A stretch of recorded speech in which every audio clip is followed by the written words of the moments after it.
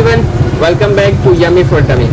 तो आज हम मौजूद हैं जौहर के एरिया में। जौहर में आप जब स्ट्रीट फूड की तरफ आते हैं तो आपको पिज़्ज़ा, बर्गर, बिरयानी सारी चीज़ें आपको मिलती है। यहाँ बिरयानी तो हमने बहुत खाई, आज हम ट्राई कर रहे हैं कुछ पिज़्ज़ा।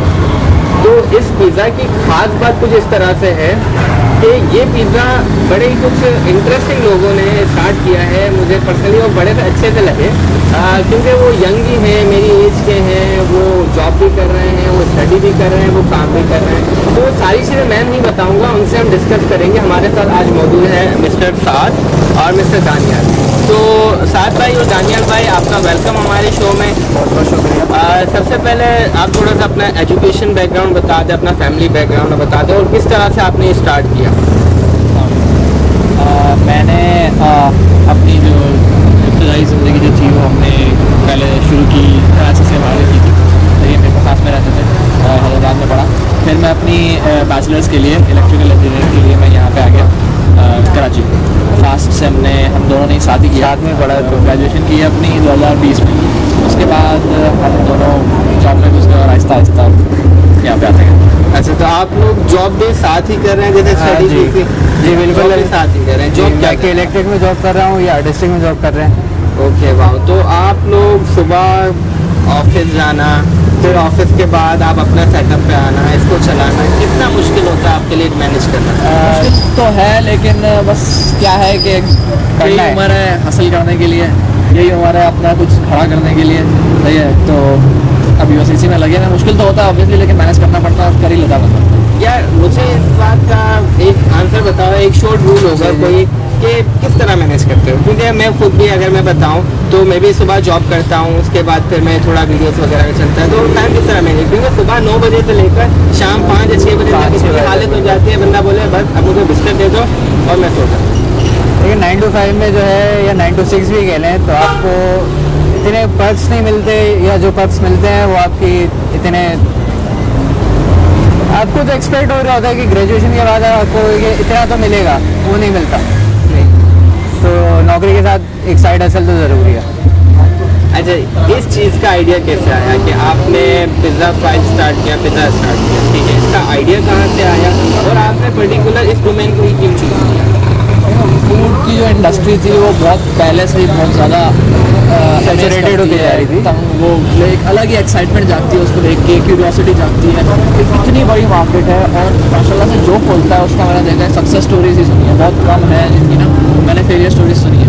तो ये फूड का ऐसा काम है जो बड़ा शुरू से ना बहुत एक क्यूरियोसिटी पैदा करता था और एक एक्साइटमेंट से पैदा करता था कि यार जानना है और इसको करके देखना है।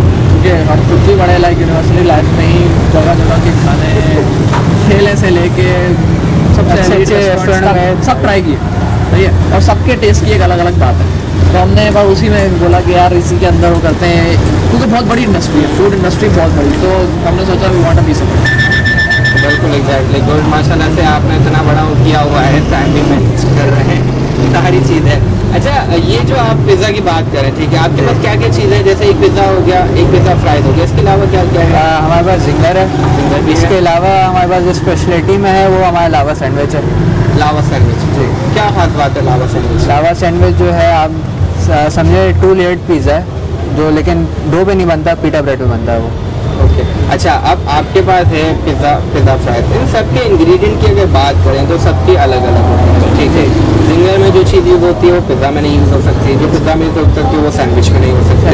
तो इतनी सारी इंग्रेडिएंट को मैनेज करना कितना मुश्किल होता है और कैसे मैनेज करना है? स्टार्टिंग में बहुत मुश्किल भी हुई और हम काफ़ी चीज़ों में फंस भी गए कि इसके पैसे यहाँ से नहीं निकल रहे, ये समझ नहीं आ रहा है किस चीज़ में क्या पैसे जा रहे हैं, क्या आ रहे हैं। तो बहुत मुश्किल हुई और मे बी आई गेस मैंने यहाँ पे आके नोटिस किया, ये स्टार्ट करके नोटिस किया कि हर बिजनेस को होता ही होगा स्टार्टिंग के अंदर अपनी इन्वेंट्री मैनेज करने में। लेकिन टाइम टू टाइम हमें जब आहिस्ता आहिस्ता एक पीरियडिकल चीज़ें आना शुरू हो गई ना, तो हमें पता चलने लग गया कि कैसे होता है। कि आहिस्ता आहिस्ता फिर हमने इन्वेंट्री मैनेज करना शुरू की और आहिस्ता आहिस्ता हमने ना उन चीज़ों को नोट डाउन करना शुरू किया, लिस्ट डाउन करना शुरू किया और उसका हमें ज़्यादा होता गया आहिस्ता। तो ये इंग्रेडिएंट आप खुद मैनेज करते हैं, मार्केट से ले आते हैं, आपने वेंडर चूज किया हुआ है, रखा हुआ? नहीं, हमने अपने वेंडर्स जो है सेलेक्ट कर लिया। पहले शुरू में ये था कि वही जगह जगह से उठा ली, रेट्स का हमें इतना आइडिया नहीं था, लेकिन अब माशाल्लाह से आइडिया हो गया। कि भाई कहाँ पे सस्ता है, कहाँ पे क्या है। तो अब वेंडर स्पेसिफिक हुए हैं तो थोड़ा आसानी हो जाती है, उनको डायरेक्ट कॉल कर देते हैं, तो वो कभी डिलीवर भी करवा देते हैं, कभी हम खुद जाके उठा लेते हैं। मतलब ये आसान हो गया, हाँ। वेंडर हो गया। वेंडर भी। अच्छा, इसमें जैसे अगर मैं बात करूँ पिज़्ज़ा फ्राइज़ की, आप जो दिन की इंग्रेडिएंट होती है एक दिन की, ठीक है, आप वो मतलब किस हिसाब से मंगवाते हैं? ठीक है, आपने कहा कि आज फर्ज करें मेरे 10 पिज़्ज़ा बिकेंगे, 10 सिंगल बिकेंगे और 10 सैंडविच बिकेंगे, तो आपने उन 10 के हिसाब से सामान मंगवा लिया, ठीक है। फर्ज करें वो 10 कंप्लीट नहीं बिकते और वो 7 बिक गए, 3 का सामान बच गया, तो ऐसा होता है कि सामान नेक्स्ट डे यूज़ हो सकता हो, या इस टाइम किस चीज़ को कैसे मैनेज करते हैं, क्वांटिटी को? क्वान्टिटी जैसे अगर आप पिज़्ज़ा की बात करें तो डो को तो हम थोड़ा बहुत एक हद तक हम कह सकते हैं कि हम यूज़ कर सकते हैं अगले दिन, लेकिन उसमें भी थोड़ा 36 आवर्स डो की लाइफ होती है। 36 आवर्स के बाद कोई भी डो हो जाए वो बहुत मज़ा नहीं देती। 36 आवर्स से पहले हम स्टार्ट कर दें, स्टार्ट से ज़्यादा चलाते। अच्छा, आप जब इस फील्ड में आए, आपने सोचा कुछ करना है, यही एज को गाया नहीं करते, इसको यूटिलाइज करो, कुछ करना है, तो आप लोगों ने ये काम सीखा था या आप लोग ने ऑलरेडी बस आपने कहा कि चलो स्टार्ट करते हैं? सीखा तो बिल्कुल यूट्यूब जिंदाबाद। बस जब क्योंकि माइंड बना लिया था आहिस्ता आहिस्ता के फूड में कुछ करना है, फिर हमने शॉर्टलिस्ट करते करते बारबेक्यू और ये सब करते करते हमने बोला आओ पिज़्ज़ा की तरफ एक्सप्लोर करते हैं, बिकॉज ये भी एक मार्केट है, सही है। तो हमने बस यूट्यूब पर देखना शुरू किया, जगह जगह आहिस्ता आहिस्ता थोड़ा बहुत अंदाज़ा हो गया कि बात कहाँ जा रही है, सही है। तो हमने इस चीज़ की जब वो कर ली तो फिर हमने शेफ़ ढूंढना शुरू किया मार्केट में अपने कॉन्टैक्ट से करके, कोई अच्छे शेफ़ तो हमें माशाल्लाह से वो मिल भी गया, सही है। उसके बाद हमने फिर रेसिपीज़ एक महीना ये दुकान लेने के 1 महीने बाद तक हमने ट्रायल एंड एरर कर करके अलग अलग फ्लेवर्स डेवलप किए, सही सॉसेज बनाई और एक टेस्ट बना लिया कि जो सिग्नेचर टेस्ट हो जो स्लाइस का आएगा, तो बस आहिस्ता आहिस्ता उसको पहुँच। तो माशाल्लाह बहुत अच्छे। अच्छा, स्लाइस गाय से ना याद आया, ये नाम कैसे पड़ा, क्यों पड़ा? नाम के पीछे भी बहुत लंबी स्टोरी है। पहले हमने बहुत सारे नाम सोचे थे, सर्वे भी किया, दोस्तों से भी पूछा, अपने जो दोस्त थे उनसे भी पूछा भाई कौन सा नाम ज़्यादा अच्छा लग रहा है, लेकिन जो उनको समझ में आ रहा था वो हमें समझ नहीं आता था, जो हमें आ रहा था वो उनको पसंद नहीं आ रहा था, उनको समझ नहीं आ रहा था। तो फिर एक दिन ऐसे ही फेसबुक पे सर्च करते करते हमने कहा चलो यार बस कल नाम फाइनल करना है, कुछ भी हो जाए। तो 3 इसने निकाले, 3 नाम मैंने निकाले, फिर उनमें से एक ही नाम ये था।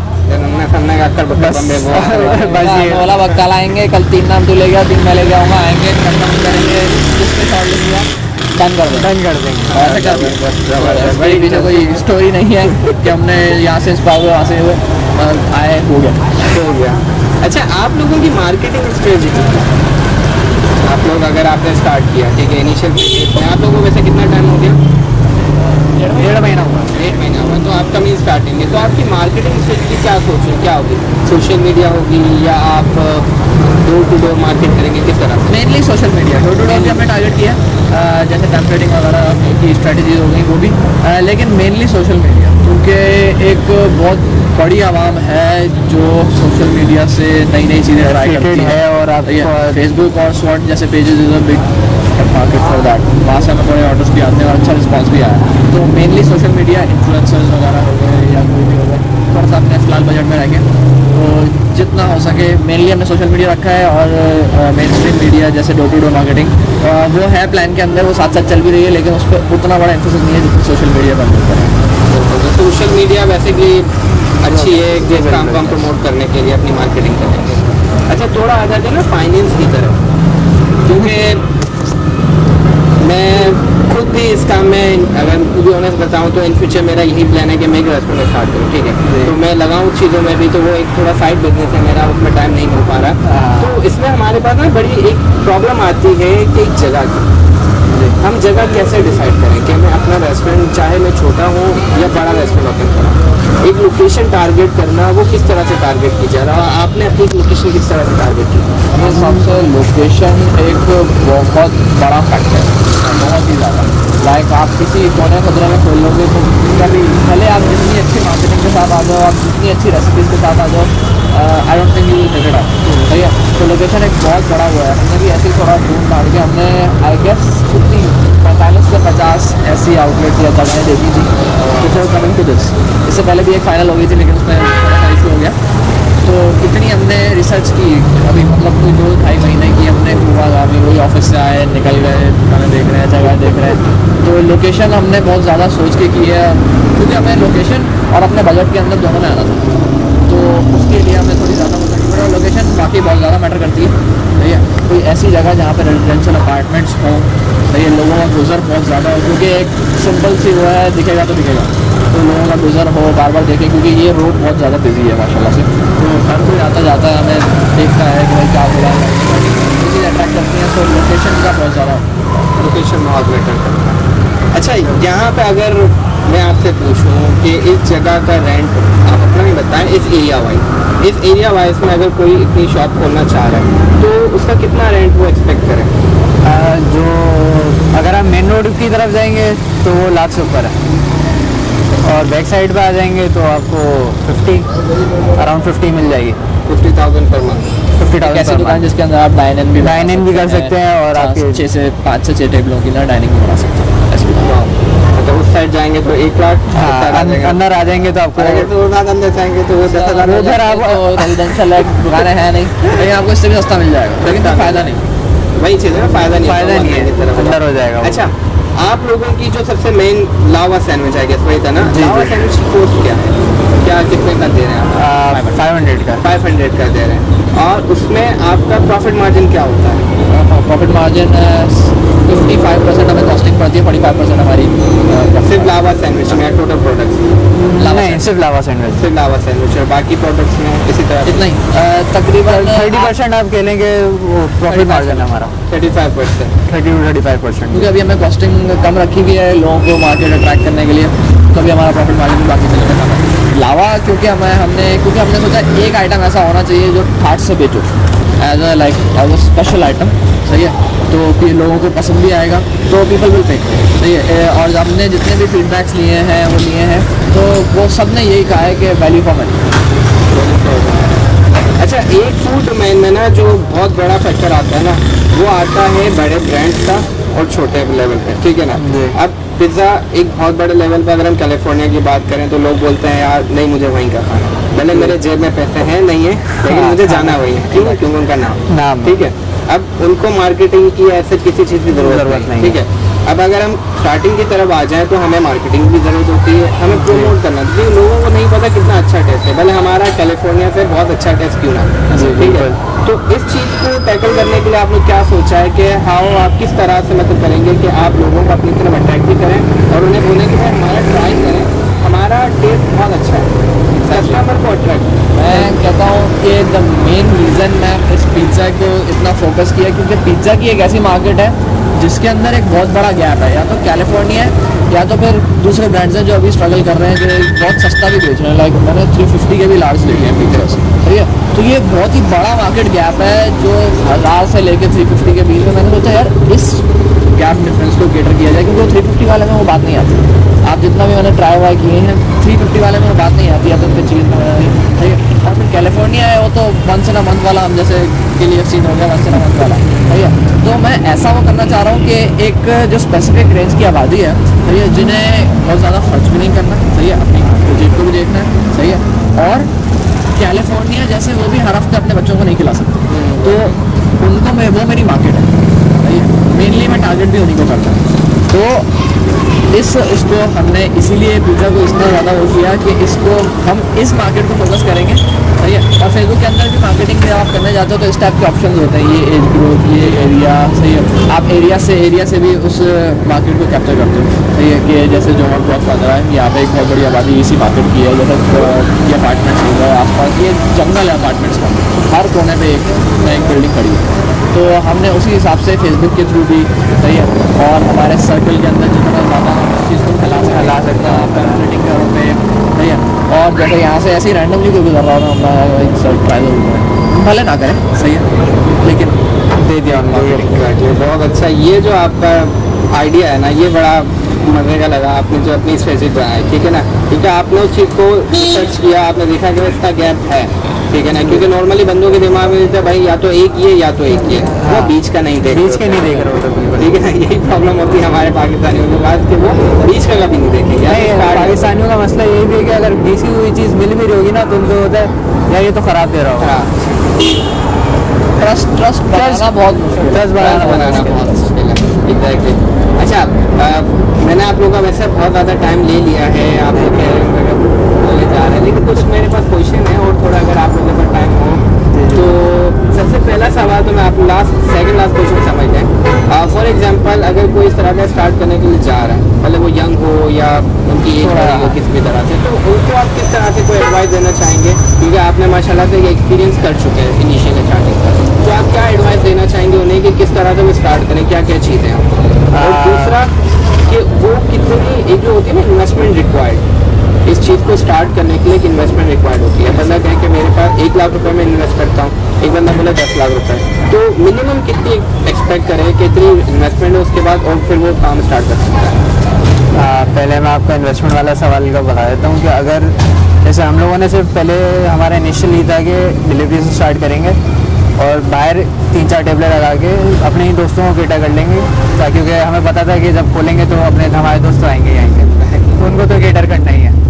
तो इस तरह का अगर कोई सेटअप खुलना चाह रहा है तो मिनिमम जो मैं रिकमेंड करूँगा कि एटलीस्ट 18 तो हो उसकी जेब में, 1.8 मिलियन, ताकि उसको फिर ये होगा कि हाँ टेंशन इतनी ज़्यादा टेंशन नहीं होगी, देनी टेंशन कि भाई इसको भी पैसे देना उसको भी देना है, किस तरह मैनेज करूँ।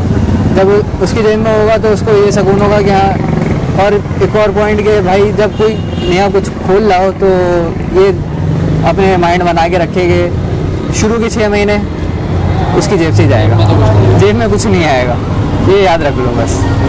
जेब से जाता है, जेब से जाता है। मुश्किल है, अपनी मार्केट बनाना बहुत मुश्किल है, क्योंकि आपसे अपनी मार्केट बनाना बहुत ज़्यादा मुश्किल है। तो इस टाइप का अगर टेक अवे डिलीवरी जॉइंट अगर कोई खोलना चाहता है ना तो 1.5 to 1.8 मिलियन आपके जेब में होना चाहिए एज सेफ साइड।